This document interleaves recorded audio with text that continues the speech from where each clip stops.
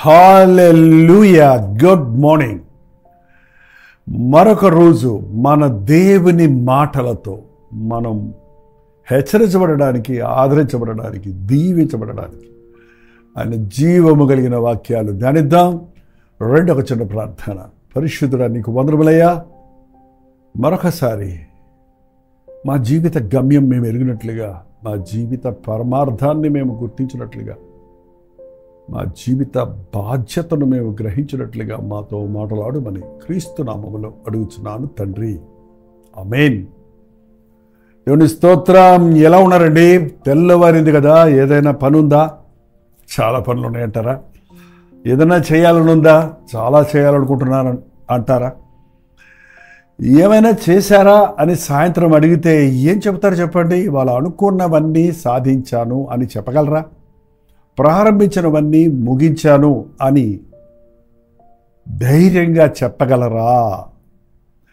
ఎంతోమంది రోజుల్లో ఉదయం లేచిన దగ్గర నుండి పొద్దుగుంకిపోయే వరకు, అర్ధరాత్రి వరకు పని చేస్తూనే ఉన్నారు, ప్రయాసపడుతూనే ఉన్నారు. ఉరుకులతో, పరుగులతో, ఉద్యోగాలకు, ఆఫీసులకు, బ్యాంకులకు, అక్కడికి ఇక్కడికి అని తిరుగుతూ ఎన్నెన్నో ఆశలు పెట్టుకొని ఎన్నెన్నో ప్రణాళికలు వేస్తున్నారు. కానీ చివరికి సాయంత్రం అయ్యేటప్పటికీ ఒక నిరుత్సాహంతోనే ఉండిపోతున్నారు. కొంతమందికి అసలు నిరుత్సాహం అనేదే లేదు. ఎందుకంటే వారు నేను ఈ రోజంతట్లో ఏం చేశాను, ఏం సాధించాను, ఎలా ఉంది నా బ్రతుకని ఆలోచించుకోరు. చూడండి, చాలామంది జీవించే జీవితానికి గమ్యమే లేదు, ఒక గురి లేదు, ఒక బాధ్యత లేదు. ఎందుకు ఒక వ్యక్తి లోకంలో 30, 40, 50, 60, 70 సంవత్సరాలు బ్రతికి ఏమీ సాధించలేకుండా పోతున్నాడు? ఏ వయసులో ఏం చేయాలో అది చేస్తే మన జీవితం అంతా దీవెనకరంగా ఉంటుంది కదా. మన పిల్లలకు చదువు అవసరం, పిల్లలకు బోధన అవసరం, పిల్లలకు నడిపింపు దిద్దుబాటులు అవసరం. బిడ్డలు నేర్చుకోవాలి. నేర్చుకునే ప్రాసెస్లో పిల్లలు ఉండాలి. యవ్వనస్తులు ఆ నేర్చుకున్న దాన్ని అనుసరించేవారిగా ఉండాలి, దాన్ని ఇంప్లిమెంట్ చేసుకునేవారిగా ఉండాలి. యవ్వన కాలంలో వారికి స్వేచ్ఛ వచ్చిన తర్వాత వారు సరైన వాటిని ఎన్నుకోవాలి. అనేక రకాల అవకాశాలు యవ్వనస్తులకు ఉంటాయి, అనేక రకాల శోధనలు ఉంటాయి. కానీ వారు చిన్నప్పటి నుంచి ఏది విన్నారో, ఏది నేర్చుకున్నారో, ఎలా ఉండాలని తెలుసుకున్నారో దాని ప్రకారంగా వారు తమ జీవితాన్ని స్థిరపరచుకోవాలి. వాళ్ళ యవ్వనస్తులకు గురి లేదు, ఎందుకంటే బాల్యంలో వాళ్ళకి బోధన లేదు. వారి జీవిత గమ్యమే వారికి తెలియదు. చదువుకో అంటారు కొంతమంది పేరెంట్స్. ఒక సమయం వచ్చేటప్పటికి సంపాదించు అనే పాటతోటే మారిపోతుంది. ఎంత సంపాదించినా చిన్న సంచిలో వేసినట్లే ఉంటుంది. ఎంత చదువుకున్నా పండిత పుత్ర పరమ సుంఠ అన్నట్టుగా చదివాను అంటున్నాడు. ఎక్కడ చూసినా ఫెయిల్యూరే చూస్తున్నాం.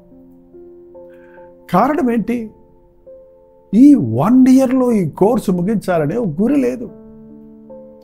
నేను ఈ ఎగ్జామ్స్ కొరకు సిద్ధపడాలనే ఆశ లేదు.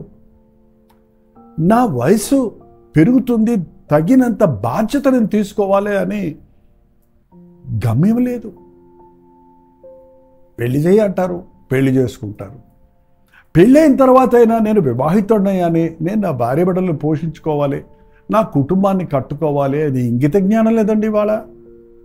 పెళ్ళైన తర్వాత కూడా ఆ ఇంటి గృహిణికి ఇంకా అమ్మగారిల్లు అంటదే కానీ నాకు దేవుడిచ్చిన గృహం, నా భర్త, నా బిడ్డలు, నా సంసారం, నా జీవితం నేను కట్టుకోవాలి, నేను నిలబడాలి, నేను పోరాడాలి అనే ఆశ లేదే.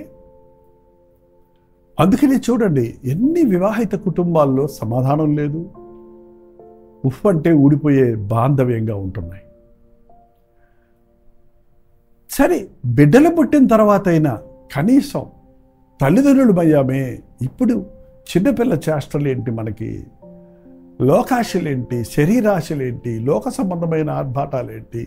బాధ్యత కలిగిన తల్లిదండ్రులుగా మనం ఉండాలి కదా. మన బిడ్డలను దేవుని కొరకు పెంచాలి కదా, యోగులుగా చెయ్యాలి కదా అనే ఆలోచన లేదండి. మీకుందా? ఉంటే మీరు ధన్యులు. మీకు లేదా? అయితే దేవుడు మీతోటే మాట్లాడుతున్నాడు. మీరు ప్రారంభించిన పని ముగించినట్లుగా దేవుని సహాయం కోరాలి.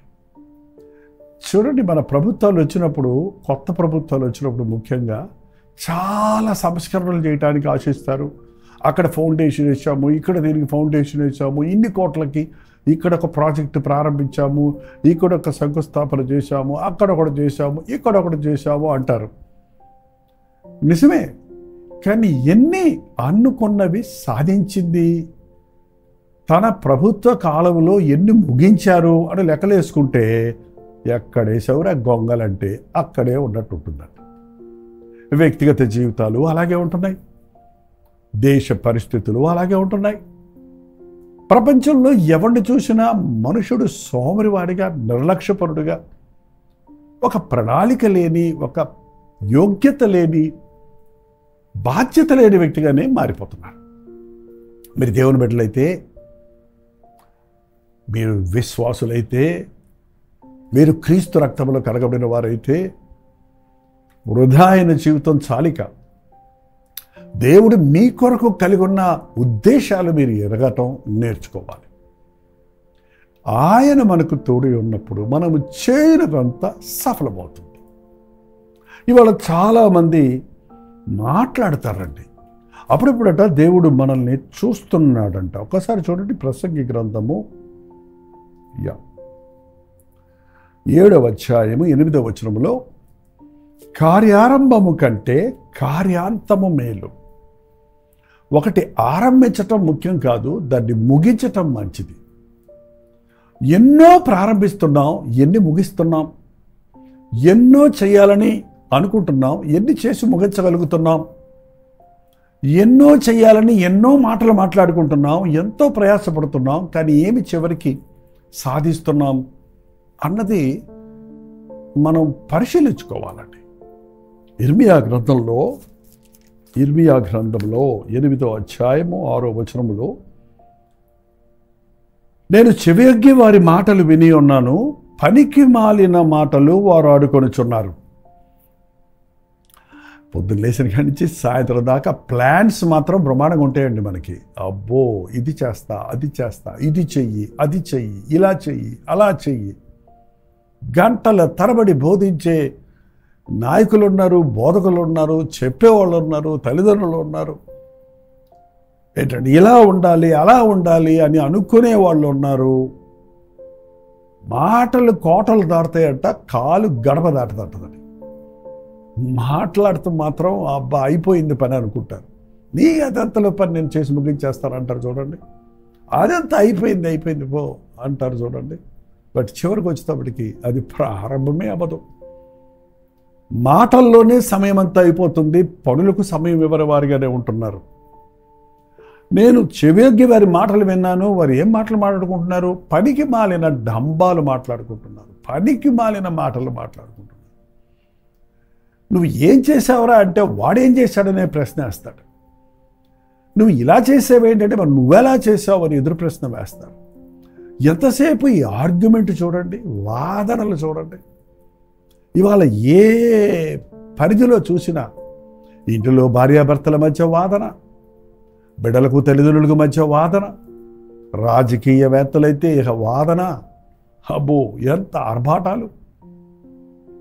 ఒకరినొకరు విమర్శించుకోవటంలో, వాడు చేయలేదు నేను చేస్తానని డంబాలు కొట్టుకోవటంలో ఆడితేరిపోయాడు మానవుడు.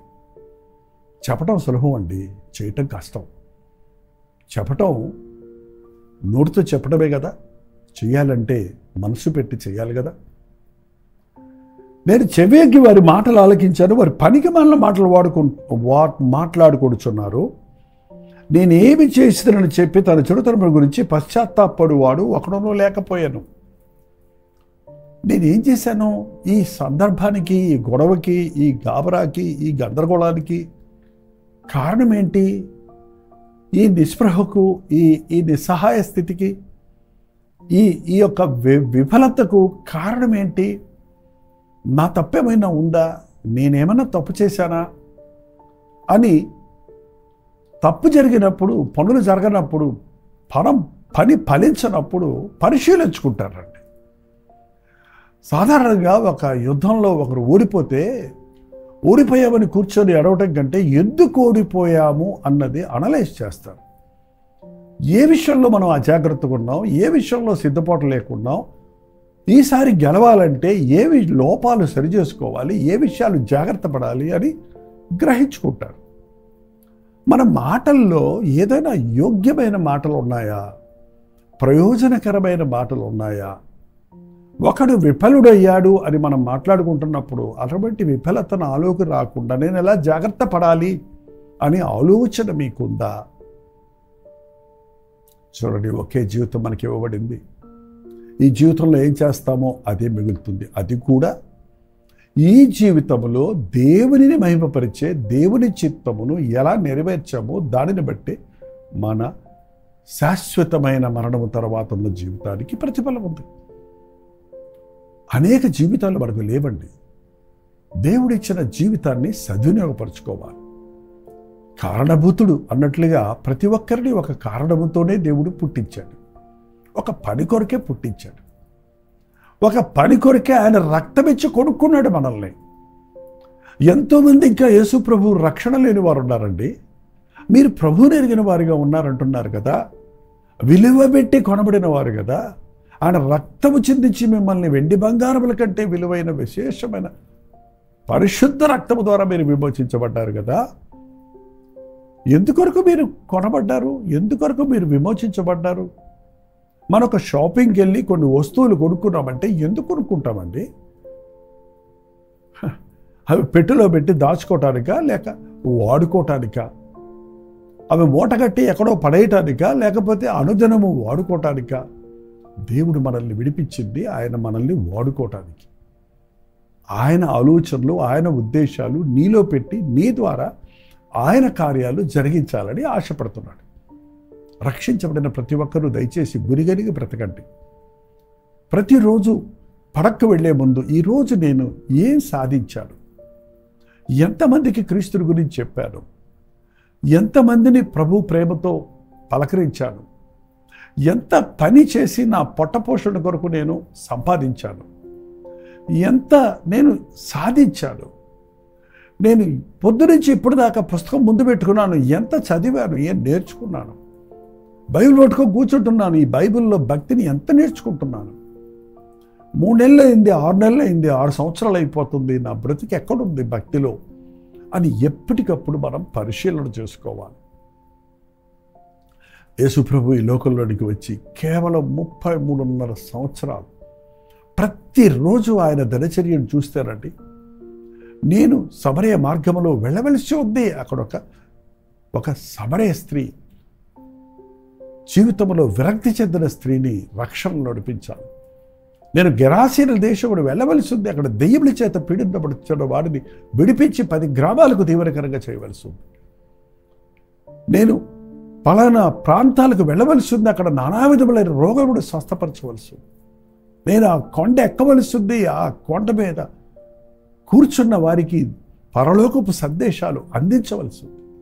ఇవాళ నేను చాలా పనులున్నాయి, నాకు చాలా తిరగాలి కనుక వేకువని లేచి నేను ఒంటరిగా వెళ్ళి ప్రార్థన చేసుకోవలసి ఉంది అని ఆ అంశాలను మనం చూస్తున్నాం. బట్టి ఎక్కువ స్థలాలకు వెళ్ళాలన్నప్పుడు వేకువని లేచి ప్రార్థించుకొని అన్ని గ్రామాల్లో తిరిగి చివరికి తన జీవిత చివరి దినములకు వచ్చేటప్పటికి నేను వచ్చిన పని ముగించాలి, నా తండ్రి పని తొదబట్టించాలి, అదే నాకు ఆహారం, అది త్వరితముగా చేయాలి, పగలున్నంత వరకే పని చేయగలవు, చీకటి వస్తుంది అంటూ ఆత్మల రక్షణ కొరకు, తండ్రి చిత్తము నెరవేర్చుట కొరకు, తండ్రి యొక్క ఉద్దేశములు తనలో సఫలమవుత కొరకు ఆయన అహర్నిశలు ప్రయాసపడ్డాడు. మత్తయి, మార్కు, లూకా, యోహాను సువార్తలు చదవండి, ప్రభు జీవితాన్ని గ్రహించండి. చివరికి ప్రాణ విమోచన క్రయధనముగా తన ప్రాణం ఇవ్వడానికి సిద్ధపడి ఆ శిలువ మీద తన ప్రాణాన్ని అర్పించి ఎంత వేదనైనా, ఎంత శోధనైనా, ఎంత బాధ అయినా, ఎన్ని అవమానాలు ఎదుర్కోవాల్సి వచ్చినా తండ్రి చిత్తం ముగించాలి, మానవ పాపముల కొరకు, మానవుల విమోచన కొరకు క్రయధనముగా నా ప్రాణాన్ని అర్పించాలని శిలువ మీద సమాప్తమైనది, తండ్రి నీవు నా చేతికి అప్పగించిన పని సమాప్తమైనదిగా నీ చేతులు కూడా నన్ను అప్పగించుకుంటున్నాను, ఈ లోకాన్ని విడవడం చూస్తున్నామండి. ఆయన మనకు మాదిరిగా ఉన్నాడు. నీవు ఈ లోకంలో ఒక గురితో జన్మించావు. నీకు కుటుంబం ఇచ్చాడు దేవుడు, నీకు బాధ్యత ఇచ్చాడు, నీకు ఒక పని ఇచ్చాడు, ఒక తలాంతి ఇచ్చాడు, ఒక వరం ఇచ్చాడు. నువ్వు సేవకుడు అయితే ఒక సంఘం ఇచ్చాడు, నువ్వు కుటుంబీకుడు అయితే ఒక కుటుంబాన్ని ఇచ్చాడు. నీవు ఒక తల్లివైతే నీకు బిడ్డలను ఇచ్చాడు, నీవు ఒక ఉద్యోగస్తుడు అయితే నీకు కొన్ని బాధ్యతలు ఇచ్చాడు, అధికారాలు ఇచ్చాడు. వాటిని సద్వినియోగపరచుకొని దేవునిని మహిమపరచాలని ఆశపడదాం. కబుర్లు చెప్పుకుంటూ జీవితాన్ని వృధాపరుచుకోవద్దు. ఒట్టి మాటల వల్ల లేమి కలుగుతుంది.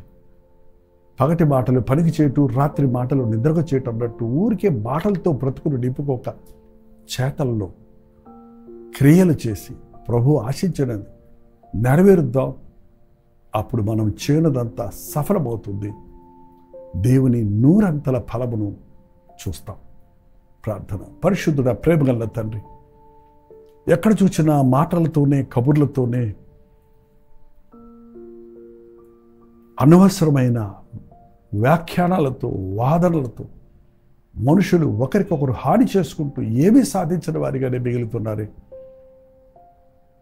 నీ పాదముల యొద్ద నేర్చుకుని నీ బోధ వినుటకు, అలసిన వారిని ఊరడించు నోరును పొందుటకు, జ్ఞానోపదేశము చేయగలిగిన పెదవులను కలిగి, దైవ చిత్తమును ఎరిగి ఆ చిత్తమును నెరవేర్చుటకు గురిగలిగి బ్రతుకుటకు, చేతికొచ్చిన పనిని శక్తి లోపము లేకుండా చేసి ముగించి బలా నమ్మకమైన మంచి దాసుడు అని నీవు ఇచ్చే మెప్పును పొందుటకు మా ఒక్కొక్కరికి సహాయము చేయమని క్రీస్తు నామములో అడుగుచున్నాము తండ్రి. ఆమేన్. మన తండ్రి అయిన దేవుని యొక్క ప్రేమయు, కుమారుడైన క్రీస్తు యొక్క కృపయు, ఆదరణకర్త అయిన పరిశుద్ధాత్మ యొక్క సహవాసము కూడి వచ్చిన మనందరికీ ఇప్పుడును సదాకాలము తోడేయుడును గాక. ఆమేన్.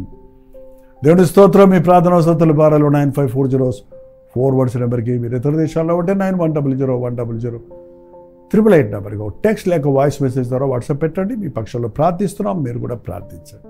ఏం సాధించావు? ఎలా జీవిస్తున్నావు? ఎన్ని ప్రాణులు ప్రారంభించి ముగించామని కూర్చొని ఆలోచించుకొని ప్రభు సన్నిధిలో ప్రార్థించి విశ్వాసంతో మళ్ళీ స్టార్ట్ చేయండి. ఆయన సహాయంతో మీరు చేయునది సఫలమవుతుంది. ప్రభు చిత్తమైతే మధ్యాహ్నం 3 గంటలకు హెచ్చరిక, అలాగే రాత్రి 9 గంటలకి కల్వరి ప్రతి దొరిలో బలి గడుచుకుందాం. ఆ తోడు దేవుని మహాకృప మీకు తోడేను గాక. హల్లెలూయా స్తుతి మహిమ ఎల్లప్పుడూ దేవునికి చెదము.